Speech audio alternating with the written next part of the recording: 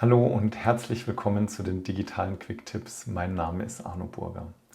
Und heute zeige ich dir, wie du im Planner alle dir zugewiesenen Aufgaben aus allen Plänen des Planners in einem Blick anzeigen kannst. Wenn dir das Video gefällt, dann lass mich das doch mit einem Daumen hoch wissen und abonniere gerne auch den Kanal. Wenn du die Glocke noch anschaltest, dann verpasst du auch keins der Videos mehr.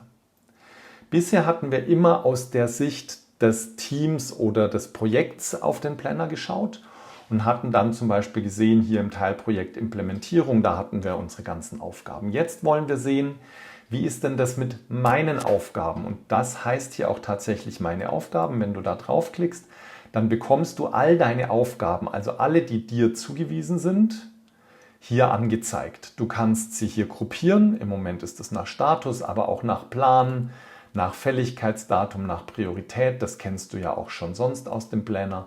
Und du kannst auch über Borddiagramm und Zeitplan die Darstellung ändern. Und das ist auch genau der Grund, warum ich dir das hier zeige und nicht in Teams. Denn ich wechsle mal in Teams. In Teams haben wir ja nicht wirklich den Planner hier eingebunden, sondern Tasks in Planner und To-Do, und das verhält sich anders.